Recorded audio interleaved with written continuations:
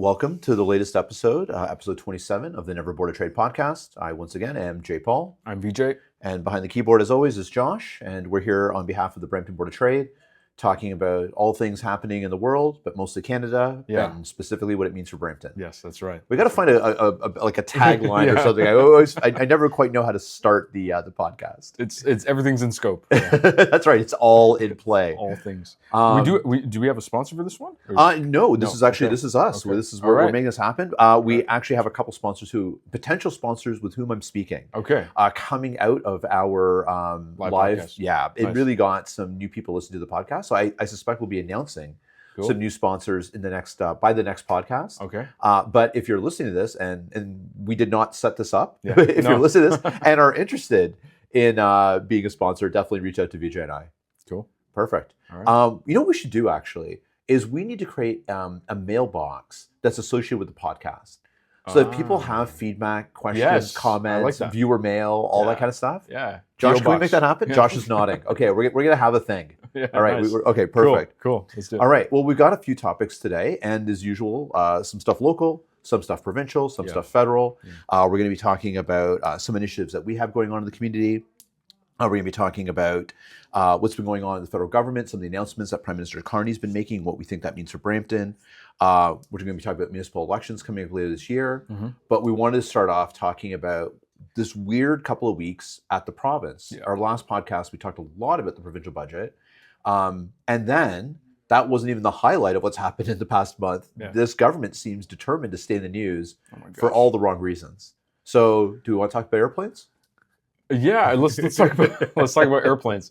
It's wild to think because I feel like that's such an old news story at this point, but it happened last week? The whole news cycle was like lightning, basically. Yeah, it was wild. The gravy plane.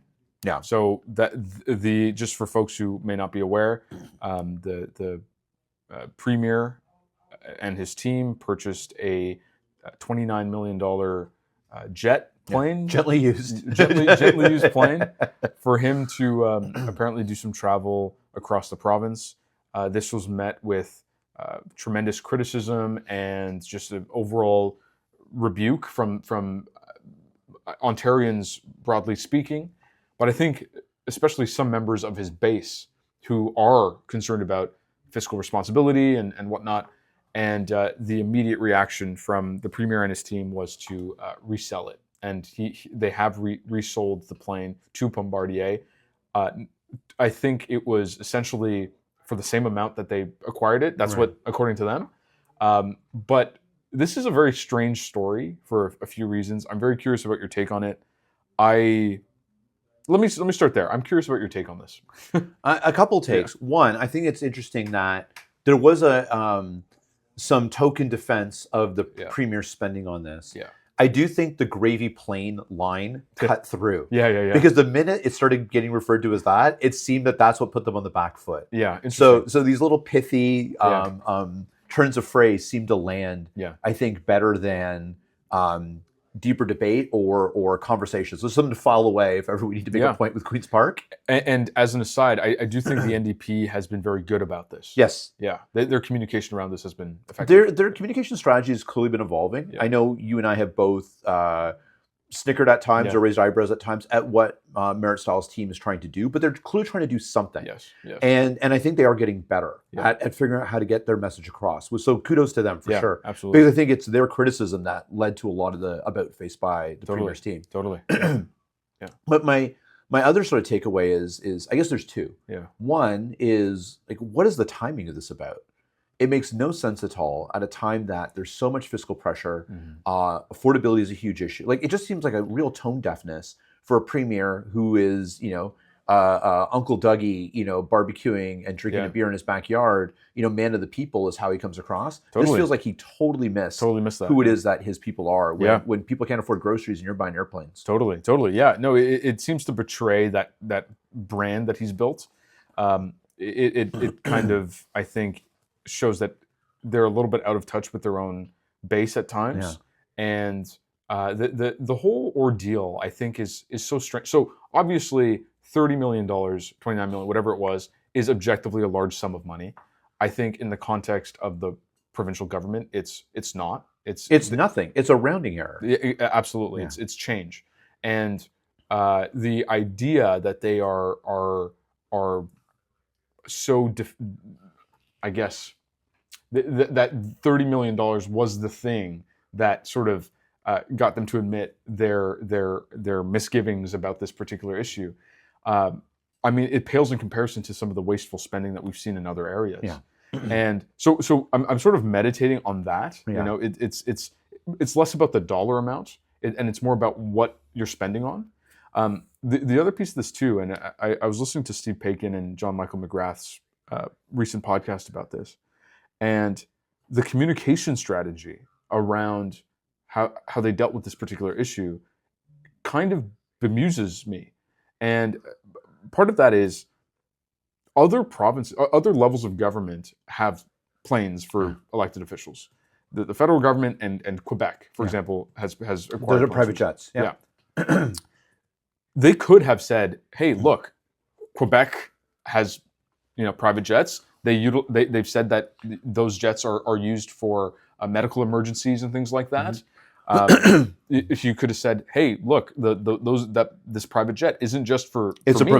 provincial asset that'll be here for future premiers and cabinets to use." 100%. Yeah, they didn't go there. I thought that was really weird. Yeah, really strange. Yeah. Like he almost owned that it was My jet. private purchase for him. Yeah. It's very strange. And the other strategy is, well, if they saw this coming, and who knows if they did, but they could have purchased a $75 million jet and then received the backlash, and they could have said, "All right, look, we'll get a $30 million jet." Like they could have just managed expectations. Lots of ways you could have got there. Yeah. So to me, it felt almost uncharacteristic for a government that's actually, I think, for the most part, very good at anticipating what will stick. When we're thinking about Captain Canada and all the phrases and ideas that stick with this particular base, it seems like they just didn't have their head on for the past week. Yeah. Very confusing. No, I absolutely agree. And all these pieces were obvious things to cite had they been interested in maintaining the purchase and moving forward with it. There's a theory out there that someone posited in my brain on the weekend, and that was because it was so ham-fisted and in all the ways you're describing, the response to it, the selling of it, the very token defense of it, that this was actually some smoke and mirror. And the government wanted us to be focused on the jet, so we weren't focused on other matters of provincial government. Yeah. Here is something where Doug got his hand in the cookie jar, so that we weren't paying attention to other budgetary, but more specifically, the FOI issue. Yeah. And this was a way of distracting attention away from something that is actually is getting less attention, but is a much worse look for the government. Yeah. And I thought that was an interesting theory, because to me, those two things are connected nonetheless. Yeah. I would, how did this purchase come about? What was the rationale behind it? Was it in fact sold for equal value, or what was ultimately the pressure point that got through? Totally. Now I know some of this will actually come through Freedom of Information requests if it was handled through the staff. But I have to believe, because this is really being positioned as a jet for the Premier, this is exactly why we as Ontarians need to have some access and insight into what's on his phone, to be able to understand what are the rationales that are driving these decisions. So whether you want to look at it as a case study as to why we need this FOI access, or as someone else put in my head, maybe this was a distraction from the FOI piece. These two things are connected. Let's talk about the FOI piece for a moment. I think, so over the past week, we saw that the FOI legislation was adopted. The province, the PCs have majority government, so they didn't need to really do a dance around this. They could have just they passed it, and that's what they did. Now, in my view, this, among other things, but this should be the reason why Ontarians take to the streets. Absolutely. I think this is so profoundly objectionable, and the fact that this is, I mean, it's receiving coverage, but the fact that this isn't the Achilles heel of this government is confusing to me.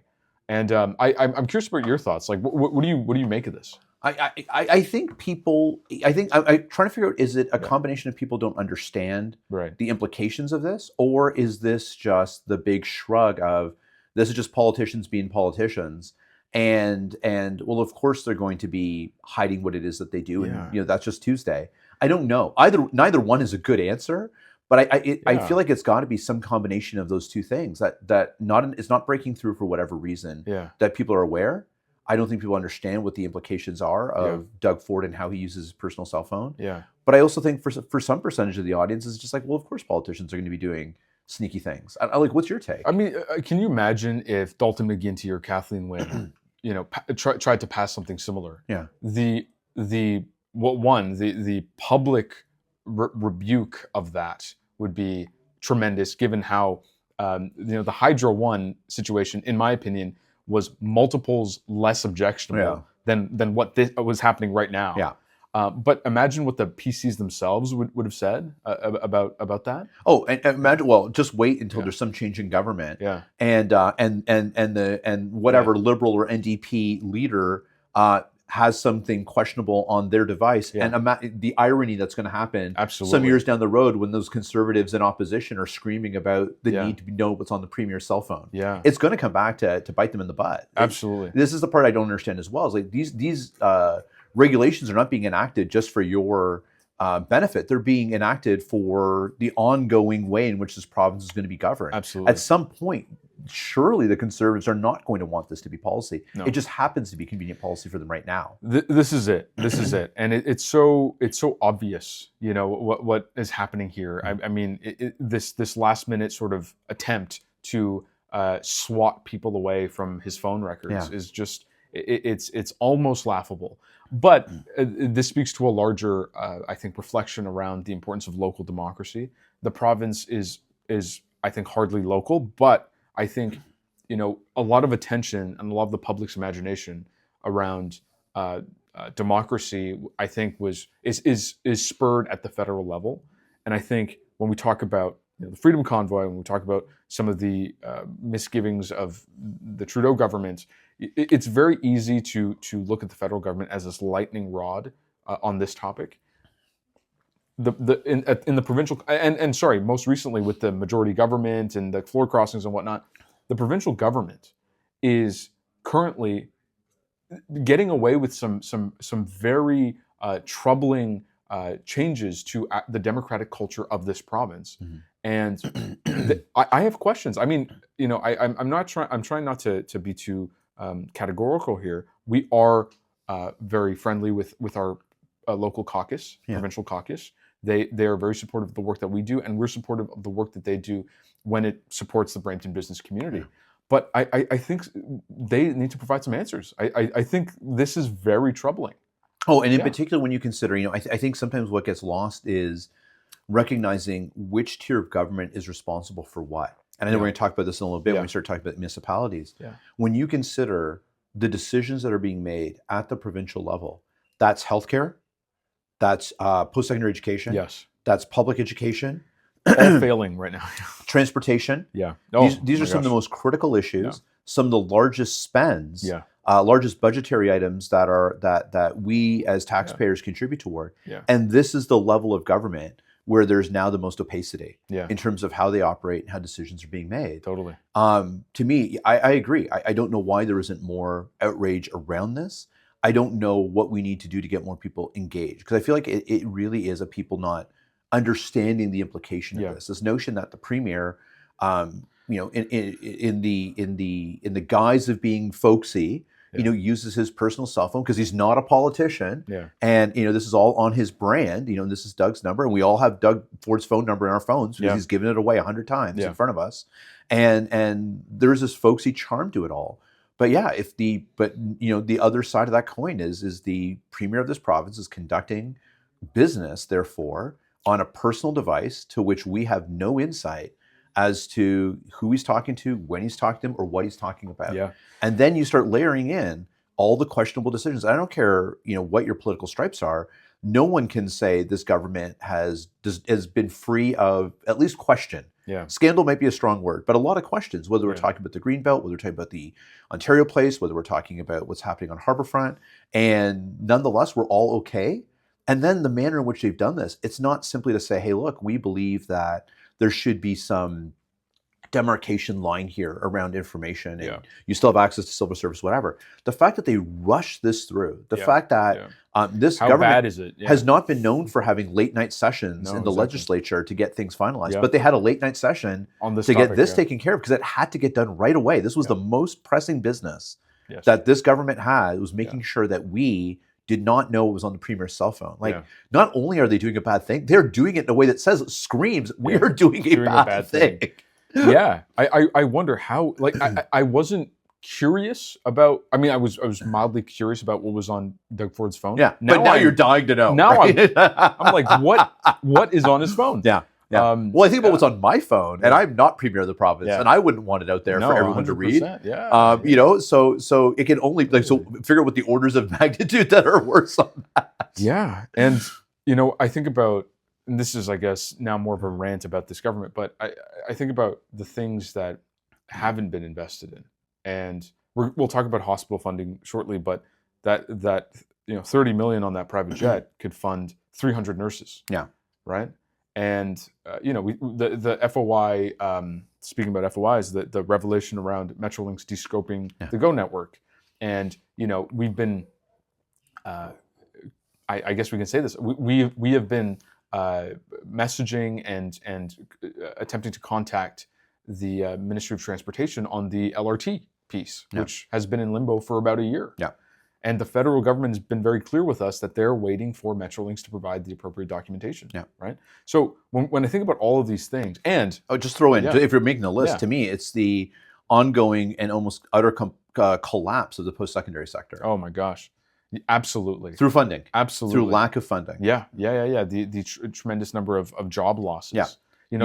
Colleges and universities closing campuses, shutting down programs, reducing job opportunities. We talked about it in a previous podcast, but the knock-on effect over time Totally. of this gutting of the post-secondary sector is going to leave this province in a deficit. And this government is all about jobs, and we're seeing record job losses in these industries. That's right. And it's top of mind now, but Stellantis leaving Brampton ostensibly, and the city of Brampton has done what they can in their jurisdictional powers to try and support the workers there. What has the province done? Yeah. Right. Yeah. So it just angers me, and I think we are in theory Ford's constituency. We are a business association. We represent the Brampton business community. We should be the people happiest with them. We should. Yeah. We should, and we're not. Yeah. So yeah. So talk a little bit about the Yeah. hospital piece, because to me this is emblematic of this Yeah. lack of prioritization, or the correct prioritization rather, Yeah. from the province. We saw a news report that came out Yes. late last week Yes. regarding not basically the exact story we were reading about colleges and universities. Yeah. Now we're putting hospitals and healthcare in there. So Yeah. talk a little bit about that. Yeah, the article you sent me detailed that hospitals across the province, and I think the ones that are most at risk are these more rural. They highlighted a few in southwestern Yeah. Ontario, Chatham, Yeah. Kent, Yes, London. yes. Yeah. Yeah. London's a big healthcare You're system. right. You're right. That's true.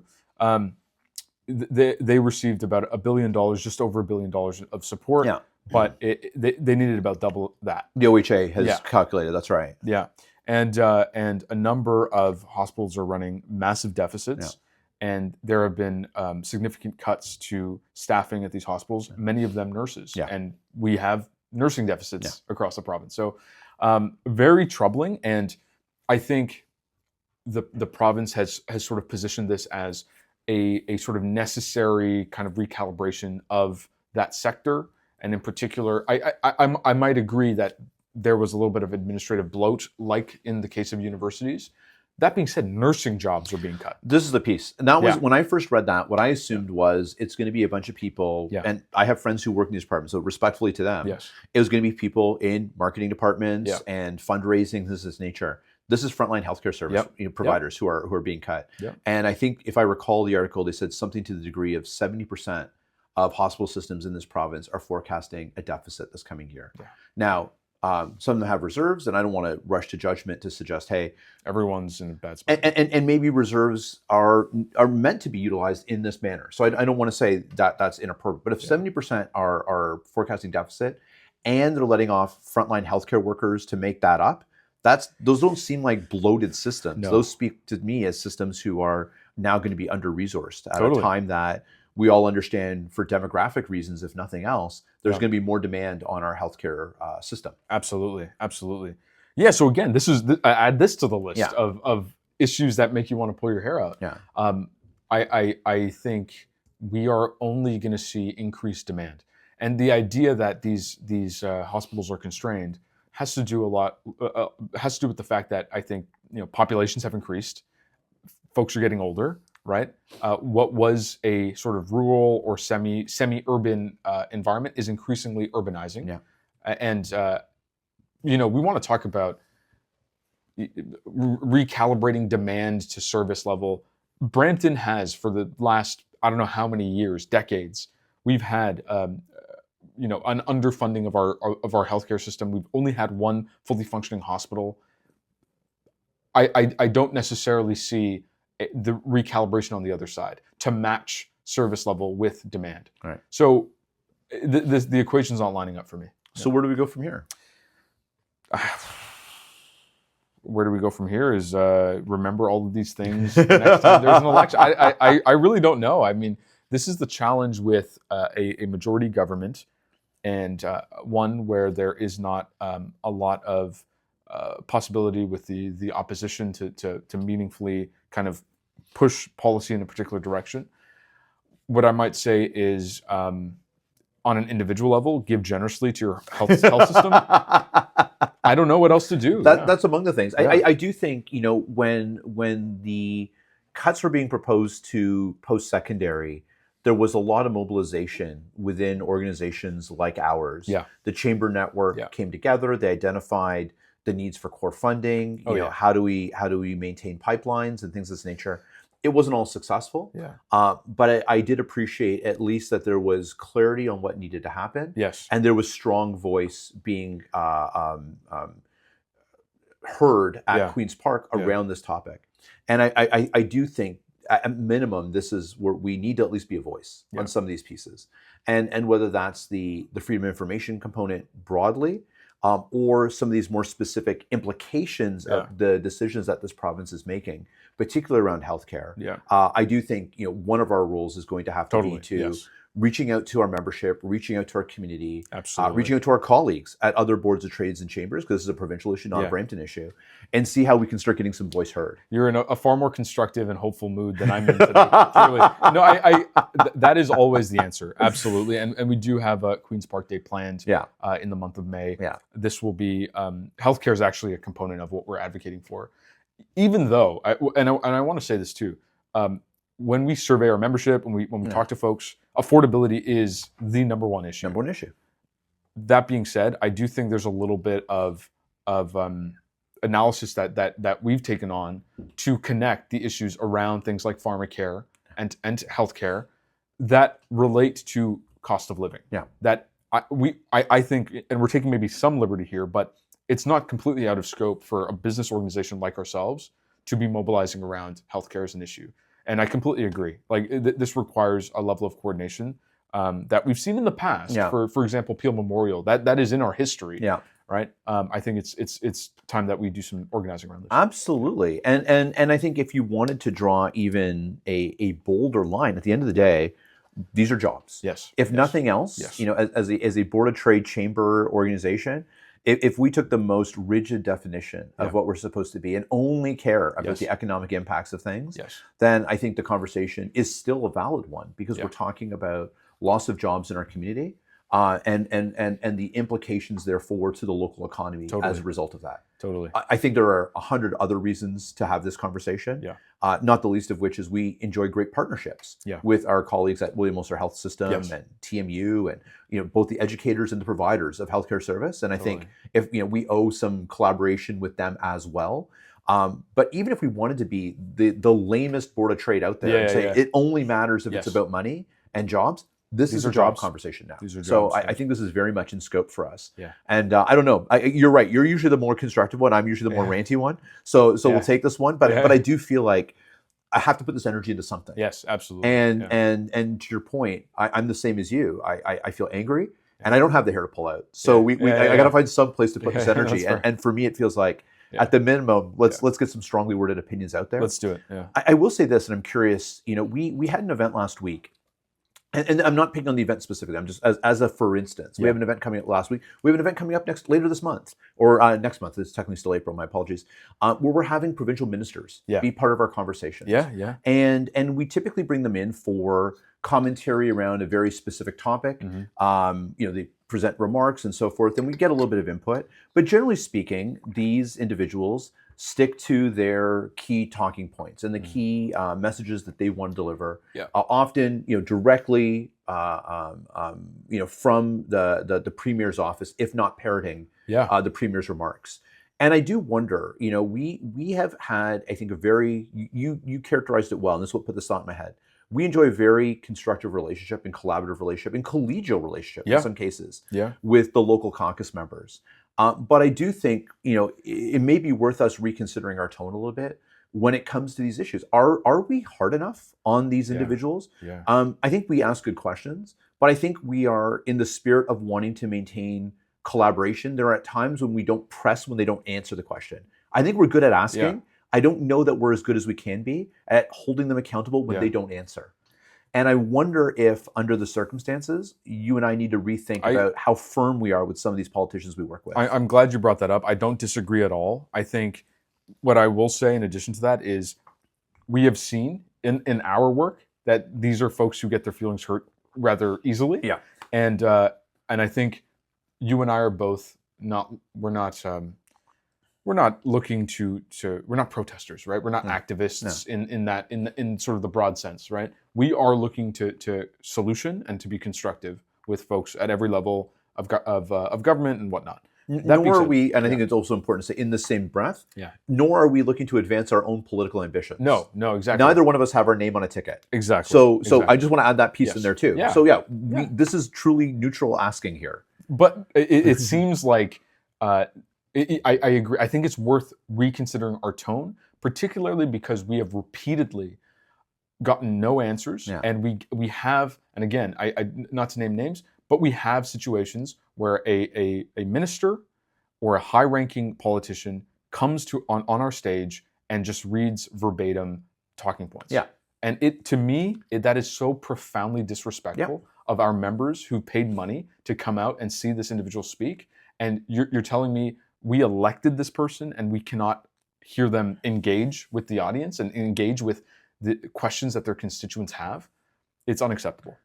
So I do think we need to start thinking about this. And I don't want us to be disrespectful, and I don't want us to be combative. No, totally. The tone has to remain constructive because there's a long game that has to be played here where we're advocating for what our community wants, and we all want to make sure that people take our calls and read our emails. But I do think when we have these engagements, we do have to be firmer in what our expectations are. And I agree with you. When we put a lot of effort to coordinate some of these elected officials coming into our events, people pay, you're right, good money, put in their time, whatever the case may be, to be in the audience, to hear these remarks. And if the best you get is basically the ChatGPT version of what you would get anyway, because they're just reciting the same talking points that are coming and avoiding addressing the topic, which quite frankly they often as ministers represent. They're not even talking to their portfolio in a fulsome way. It really is a disappointing experience. And I think some of you just kind of shrug and go, okay, this is just kind of how the game's played, and the next couple of keynotes will cover, we'll take us deeper. But I think this province is really going in an interesting direction, and I do believe we all collectively, I think our version of taking to the streets has to be, look, we're not comfortable just receiving fluff anymore. You have to give us answers. And if you don't, our membership's going to know that you're giving us fluff and be prepared to deal with the consequences of that. Maybe to end this topic on a constructive note and a complimentary note, when we did our first Brampton in Motion 2 years ago, I was very pleased to see Graham McGregor come to our event. And before he was he had his segment of the fireside chat with you, he sat in the audience, he listened to the panel, and he asked questions. Yeah. And I thought that was really great. And so often we have ministers and politicians who just come for their engagement. They're 10 minutes, they take a few photos, and then they leave. Yeah. And they miss the keynotes, and they miss all of the stuff that could result in their learning. Yeah.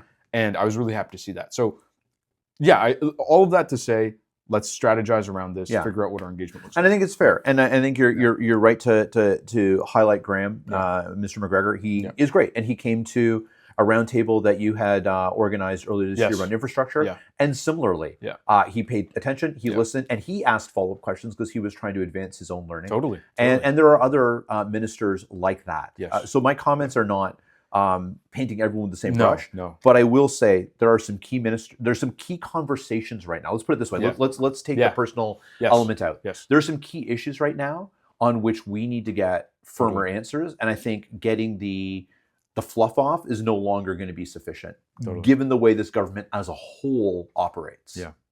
Cool. Fair? That sounds Let's fair. leave it there. Let's do it. All right. Well, talking about elections and politicians and things that are happening, we're on the cusp. We are on municipal election eve.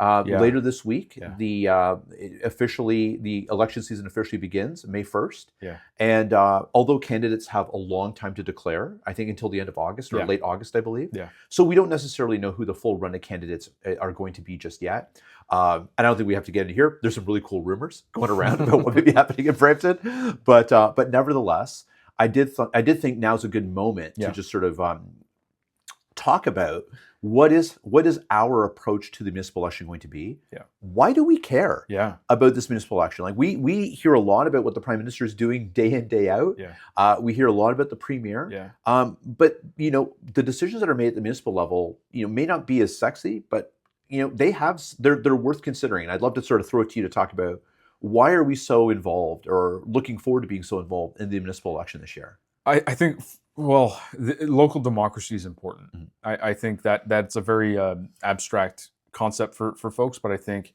it's important to be aware of a level of government that it should be accessible to people. Whether it is a different question, but these are you have a direct voice and contribution to make in terms of how your communities will look and function. And the saying goes, if the federal government were to sort of shut down, you'd feel it in a week. If the provincial government shut down, you'd feel it in a few days. If the municipal government shut down, you'd feel it immediately, right? Because this relates to the transportation, the infrastructure, water, wastewater, the sewage lines, the electricity, first responders, police. Oh. So these are all very very real sort of quotidian aspects of our lives. But aside from that, I think the nature of municipal elections themselves have historically allowed for candidates to declare and then define the issues themselves. Yeah. When it comes to the federal level and provincial level, I think there are civil society organizations that are very good at sort of defining the issues, and there are debates that take place and whatnot. I think at the municipal level, what we can do as an organization is put forward some of those issues for candidates to respond to, right? And a lot of those issues relate to affordability and what can we do to make the business community more resilient and all of that. But so we do that through debates and things like that.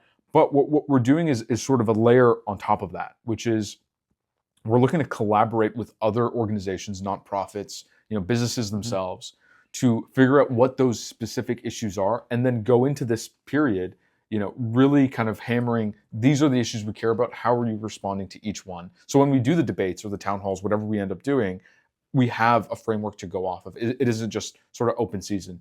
And we are working with an organization called the Democratic Engagement Exchange, who they're focused on increasing voter turnout in the region. We are supporting the work that they're doing, but they're in turn supporting the work that we're doing in terms of actually defining the issues. Yeah. But yeah, that's sort of what I'm hoping for. Yeah, and there's a number of organizations like that. So we're working with we're looking forward to working with our colleagues at Metroland and Y Media to help increase engagement, get messaging out there, help us with our candidate engagements. When we talk about the Democratic Exchange, That's backstopped by organizations like United Way, Yeah. which have tremendous resources and insights on the issues in the GTHA here. And then obviously our colleagues who we always love working with, like Metamorphosis Network and others, and those in our very strong group of organizations in the non-for-profit and charitable space here, who are often hyper focused on key issues that impact individuals. So I think we've got a great collaboration of folks who we can be working with. What I'm really excited and to do is and I appreciate the way you're framing it, because I think this is the key thing. We're not looking to necessarily declare who we think the right candidates are. No. I think it's really important, however, that we take the time to decide through consensus, through collaboration, through outreach to our members in the community, help define for all candidates what are the issues that they need to be answerable to, and that we're looking for them to provide leadership on. And I think if we can do that, then we're doing something really interesting here. Because the difference, as you described it, at that municipal level versus federal and provincial, is federal and provincial, the platforms are very clearly defined by the parties. And whereas at the municipal level, to your point, every candidate gets to sort of create their own reason for running and their own set of priorities on which they would enact change. Totally. And that's great. It's what makes municipal elections fun. It's why they're my favorite ones to get involved with the candidates, because there is no bar. If you've got an idea and can fill in some paperwork, off you go. So it's remarkable, and you meet all sorts of interesting people. You gain insight into all sorts of interesting ideas. But we need a basis, I think, to say these are the points of view that are going to be the most important to move our community forward. And that's not based on you and I thinking what that is. It's you and I taking some initiative to reach out to a whole bunch of people and define those issues. So I'm really excited to do this work, because this, to me, feels like potentially some of the most important work we could be doing this year is going to be this. Totally. And the hope is, if we think about the sort of longer term impact, is when we start doing this work, we can maybe attract a quality of candidate that is reflective of the community, right? And that's not to say we don't have that, but as you might have mentioned, there is no bar. So you get real estate agents who are looking to do some networking. They put their name in the mix, and some free advertising. That's a lot of free advertising to get out of this. So if we can kind of encourage folks to really participate and engage with local democracy, I think that'll sort of lead to a better civic culture. I'll also say this is a strange year a little bit because of some of the decision making from the provincial level. Again, add to the list, but school trustees, right? Is there a reason? We don't even know that they're going to be on the ballot, right? Well, is there some question that they may not be on? I mean, that was the speculation. It seems like they will be on. Okay. But there is a cap to their salary. I think in some places, I think it's like $10K or something. Like it's not a lot. It's increasingly a part-time position, and I think that's that's sort of the messaging from Paul Calandra, is that this isn't supposed to be a full-time gig. This isn't supposed to be a way that you get rich or set up your life. Well, the province is running half the school boards in this province directly anyway. So you can make the argument they don't even want school boards. Well, here's the thing, and in lieu of a school trustee, who do you call? You call the Minister of Education. When you have an issue, right? So that's kind of wild. And also, trustees are probably the oldest form of democracy we have in Canada. It predates Confederation itself.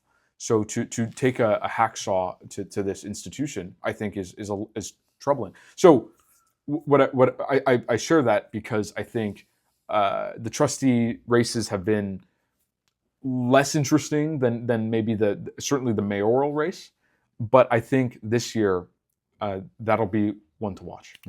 I know. I think so too. I think this is going to be a really municipal elections in general. I think, like I said, are very interesting because they bring out a little bit of everybody.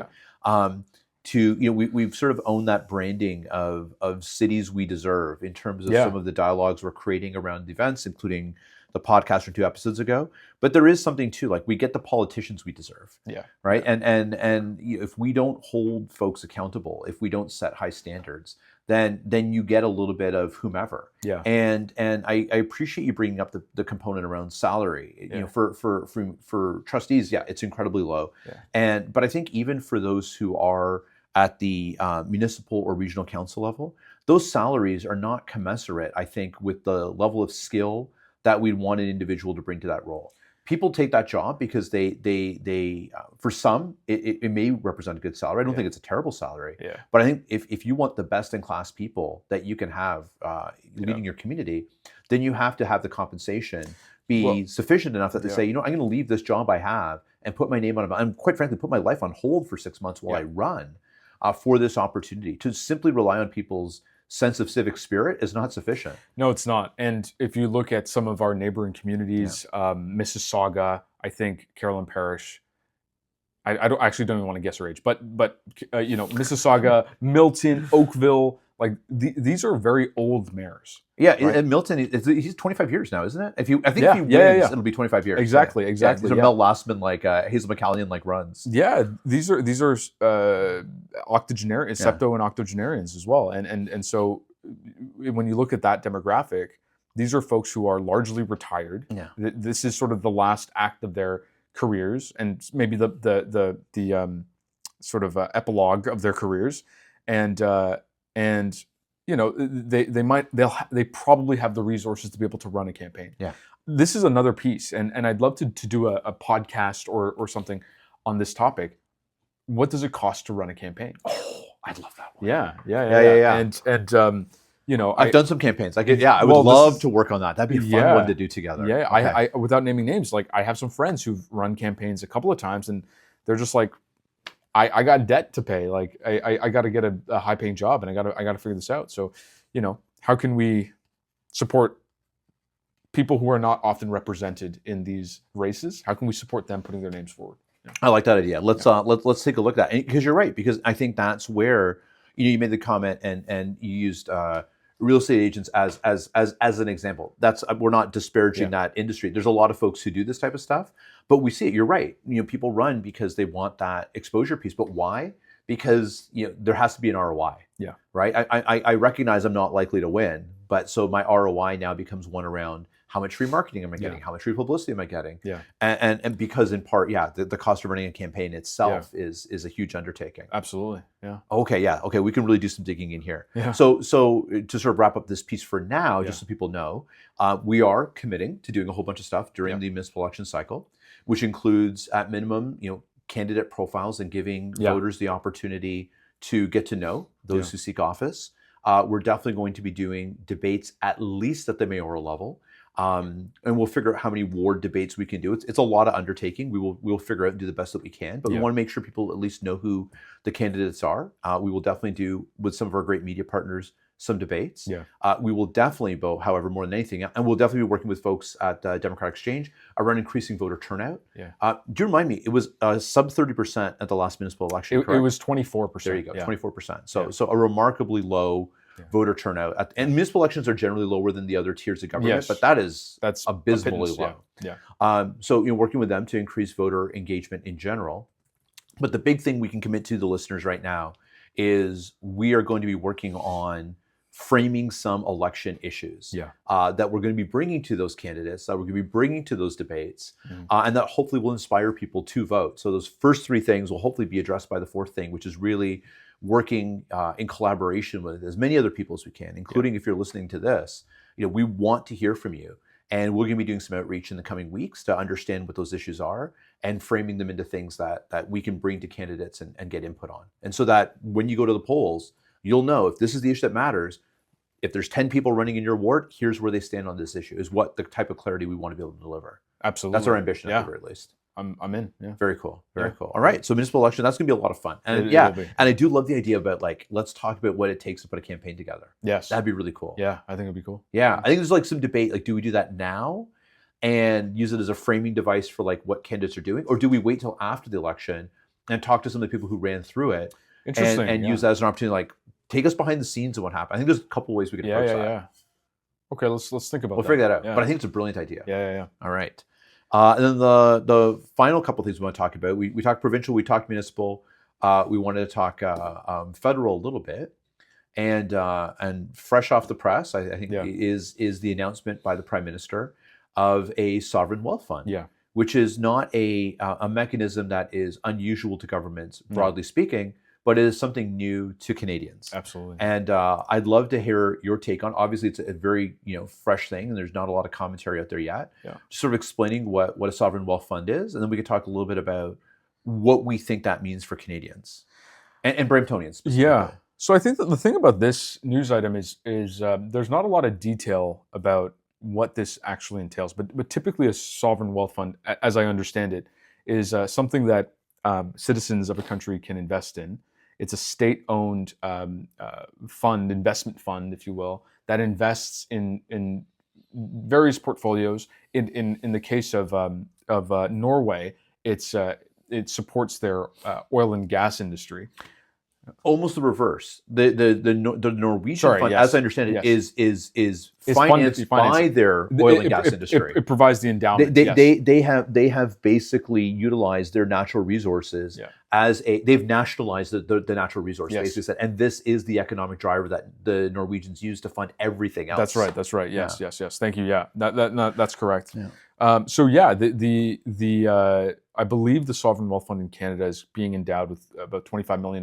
Billion. Yeah, billion. Sorry, yeah. 25 billion. No. Can't even buy a plane for that. Exactly. Yeah. $25 billion, which is a tremendous amount of money. But the idea is that this money, those who invest in it will see their wealth grow, and it's a state-backed asset, and it'll invest in a whole bunch of different aspects of the economy, and it's also probably going to be global in scale as well. Invest in maybe some other activities outside of Canada as well, perhaps. I'm not sure. I mean, yeah, we haven't seen a lot of detail, but if we look at how other sovereign wealth funds are utilized, they are utilized for foreign investment as well. And we know the Prime Minister has actually courted the Saudi sovereign wealth fund to invest in Canada, and has been looking to these opportunities for investment. So it may be an opportunity for Canadians to invest in other technologies or other industries or other pieces. But you're right. Fundamentally, it seems like it's being sold on the notion that it's a kickstart to Canadian investment in Canadian needs, in Canadian industry, which I think has tremendous potential, but there's a lot of questions that still need to be answered. Yeah. And I think the thing that comes to mind for me is it's going to open up a whole level of scrutiny for the government. I hope. Yeah. Sorry, I didn't mean for my facial expression to pause you. Finish your thought, please. No. It's just I think the questions around what we're investing in, are we, supporting Canadian industry versus industry elsewhere? I don't know, but this is my concern, right? So on the surface, the reasons to have a sovereign wealth fund are positive ones. To your point, it allows the average Canadian to make some kind of investment on a monetary product that is backed by the government. It allows us as Canadians, if the investments are going to be domestic, to have tremendous strategic control over where, so if we want to advance nationalization of the rail system, if we want to increase our nuclear power capacity, whatever the case may be, this gives the government those resources to direct towards projects like that and really take on some of these ambitious nation-building projects that this Prime Minister seems to want to have. And it allows us to, quite frankly, maximize some areas of we can play to our strengths. An example that comes to mind for me is right now, Canadians, we're natural resource rich, but we don't have full vertical integration of our supply chains, or sorry, not the supply chain, of the production chain of our natural resources. So we have LNG, we have oil, but we largely ship it to the US to be processed. We don't have the processing capacity to actually maximize the value of the natural resources that we pull out of the ground in Canada. Because we've relied on private industry to make those investments. This would, in theory, give the government some capacity to invest in those types of areas to strengthen Canada's sovereignty when it comes to things like our natural resources. So I see lots of positivities there, but it all hinges on this thing that you're talking about, which is, where's the oversight? At the end of the day, this is a huge amount of money that is going to be spent at government direction. And therefore, risks doesn't mean it will, risks the possibility of those investments being politicized. So we talk about it in the context of at the local level. Businesses reach out to me all the time about how they can do more work with the local government. Can Patrick Brown help us with this? Can City Brampton's Economic Development Office help us with that?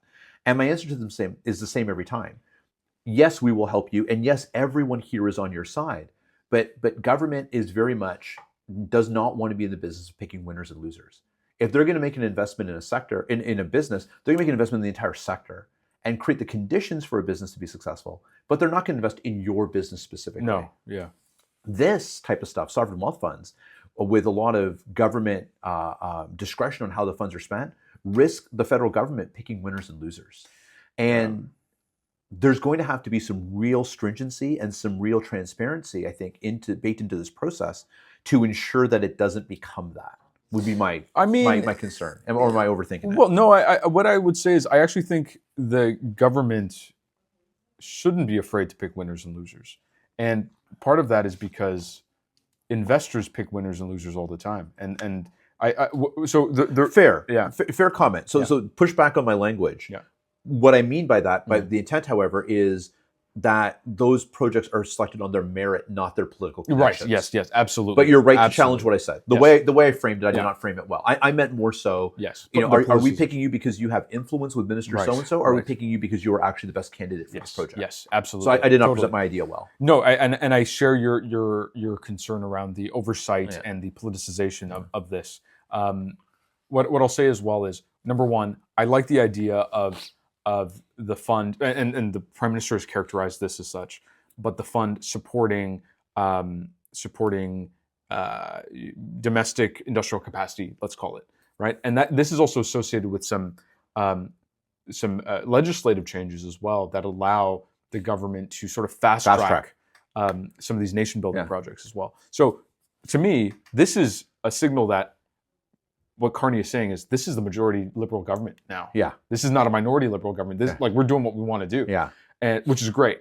It also speaks, I've talked about Mariana Mazzucato before. Yeah. I think the entrepreneurial state, this is a posture that Canada should be embracing.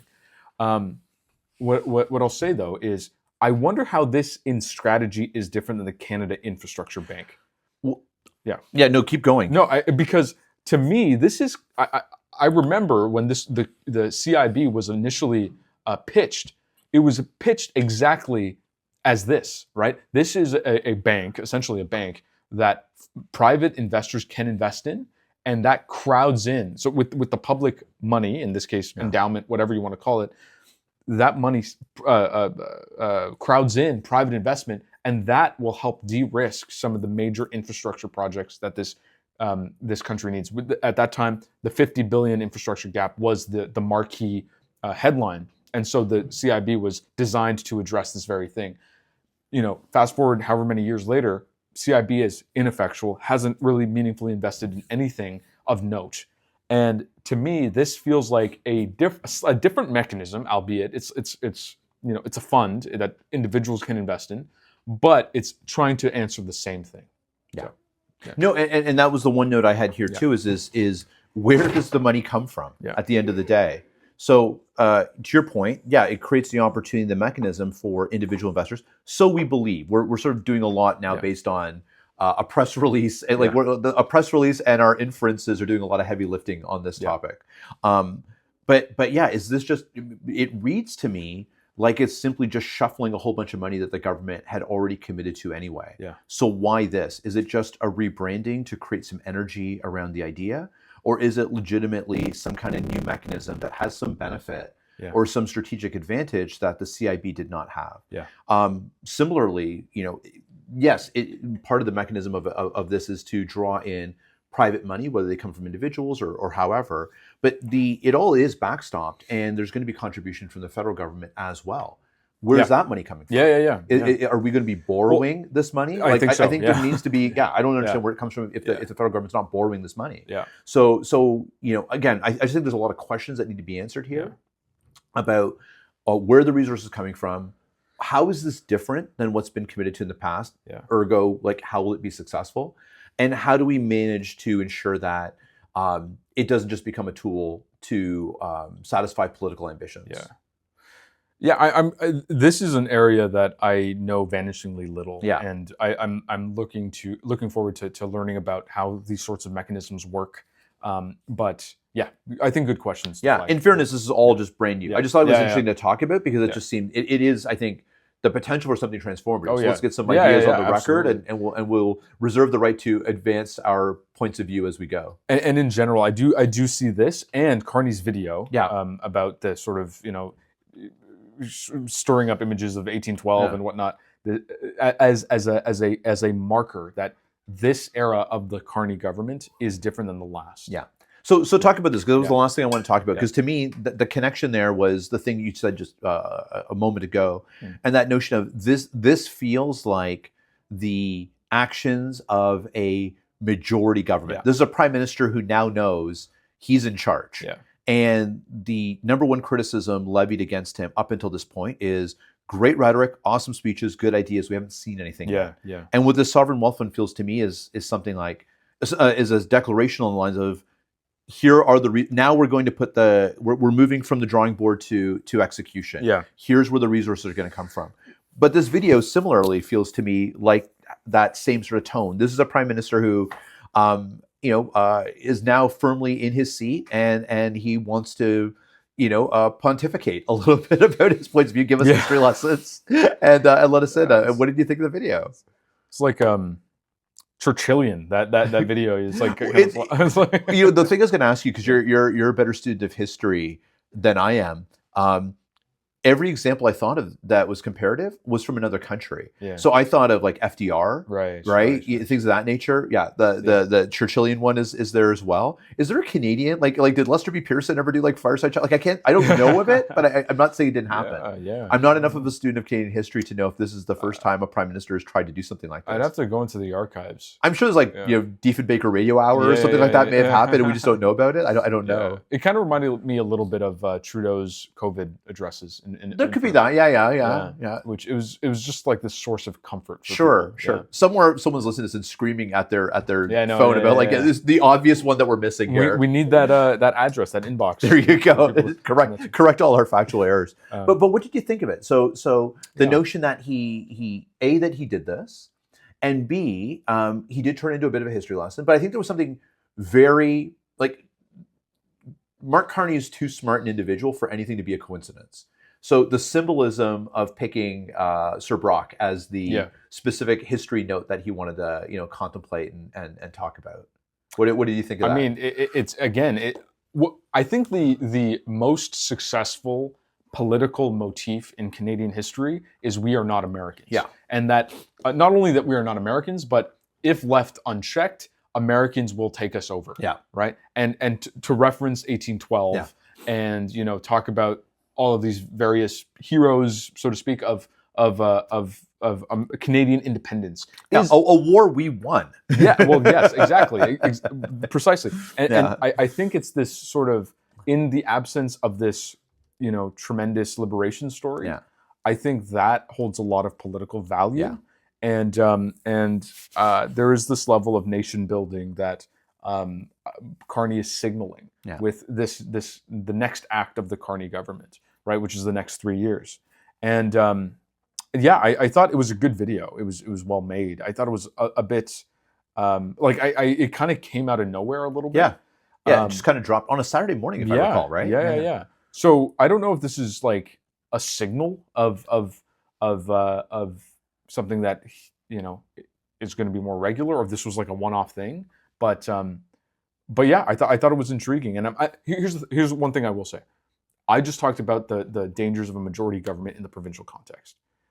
I would be remiss if I didn't mention I do have similar apprehensions about this next 3 years. The federal government is changing committee membership. Yeah, they're doing what they can to ensure that the opposition has as few resources as possible to stall legislation. That makes me uncomfortable.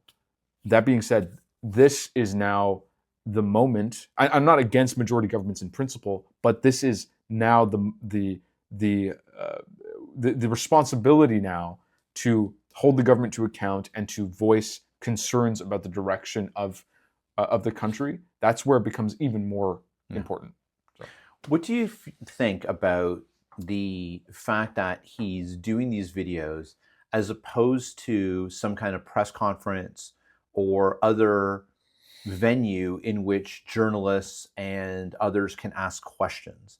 There's something about the video that I enjoyed watching it. Yeah. I will admit I do like hearing from Uncle Mark and the way he is very comforting. It's nice to be the competency is the competency. Yeah. The competency. We talked about this with the Artemis team group last time. Like it's like competency is incredibly comforting to me. Yes. But there is something as well about control. And with this prime minister, he does not like when he is not in control. He does not like questions that he is not anticipating being asked. Yeah. He does not like being challenged. Yeah. And this to me fits some of that pattern as well. And I'm curious what your thoughts are. If the prime minister is starting to control messaging, not just in terms of what he's putting out, but putting it out in forums that don't allow for dialogue with That's him. an interesting take, because I do think he put this out, but he also hasn't shied away from doing these press conferences and media after the fact, right? Especially around the Sovereign Wealth Fund and whatnot. I don't get he's ducking, but it just feels weird to me. No, I hear you. I think, but at the same time, on YouTube, he left the comments open for the YouTube video, which is CBC doesn't even do that. But anyway, what I'll say is I think there are moments, and this is what's so fascinating about this video. There are moments where I think he and his team are doing a calculation. They're saying, this is a message that we can't have a reporter sully with a sort of a fastball or a question that we didn't anticipate. And I think if that is the case, then what is the significance of that message? And clearly it's of some import to this government. So I think I'm ultimately fine with it. I think there are instances where just a dictation, a sort of a speech is perfectly fine. Even the Davos speech had like a fireside after that.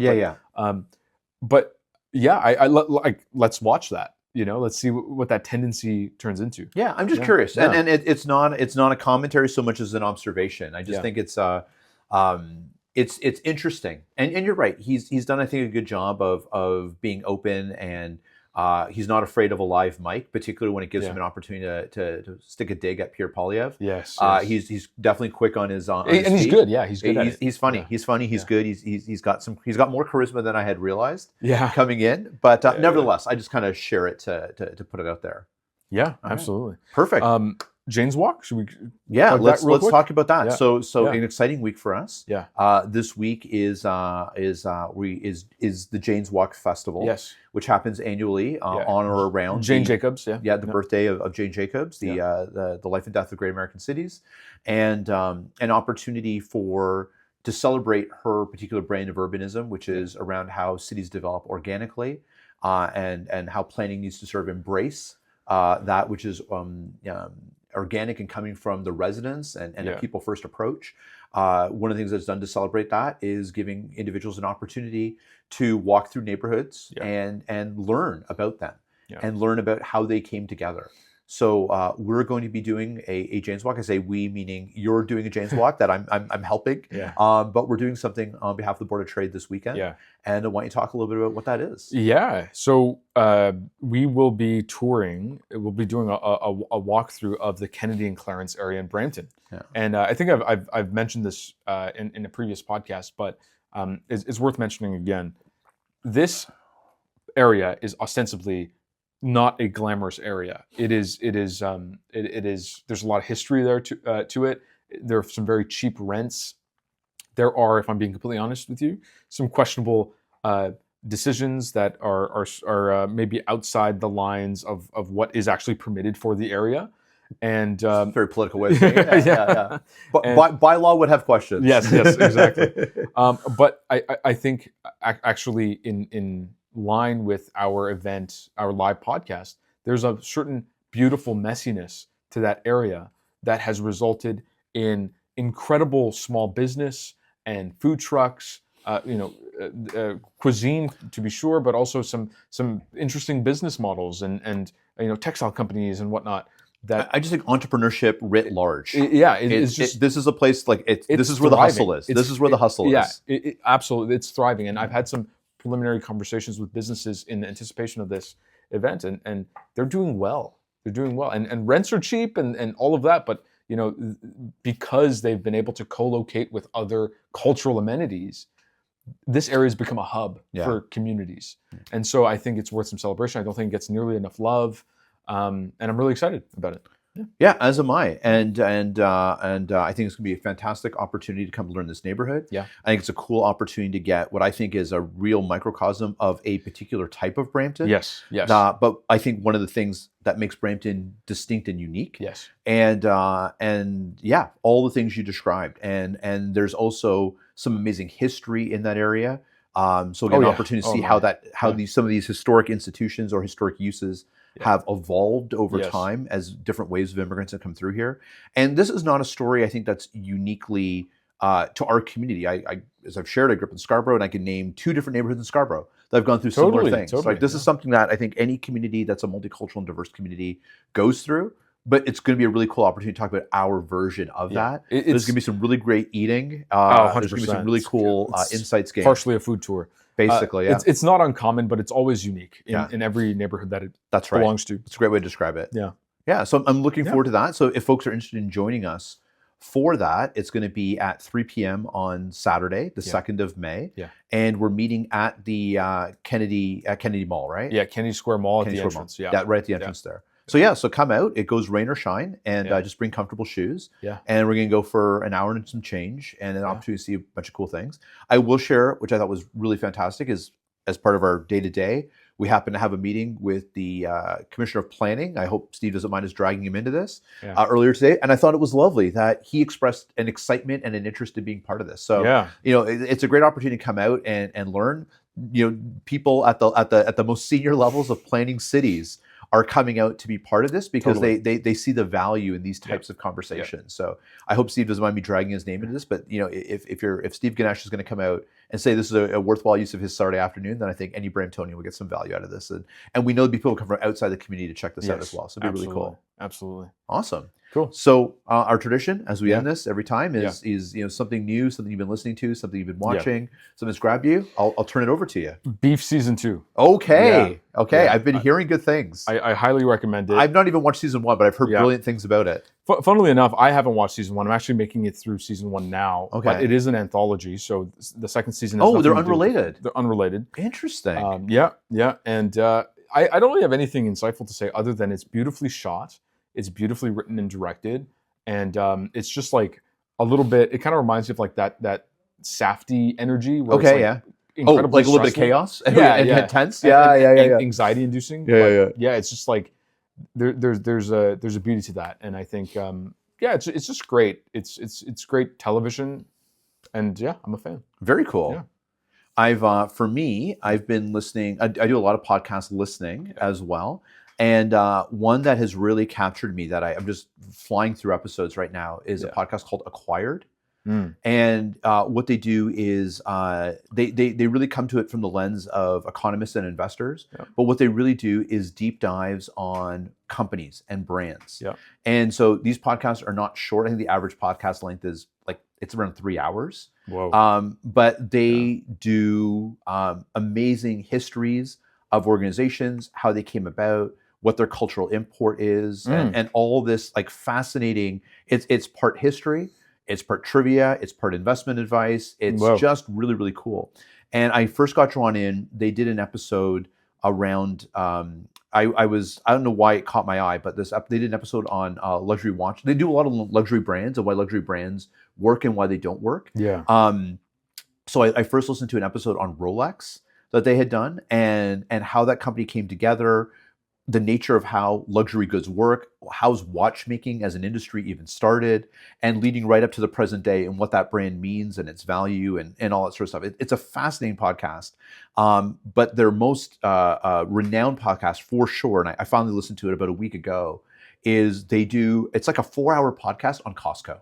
And they talk about Costco as basically being the platonic ideal of what a company should be for a host of reasons. I've heard this, And there's a bunch of stuff out there that some stuff I knew, a lot of which I did not know nor had an appreciation of.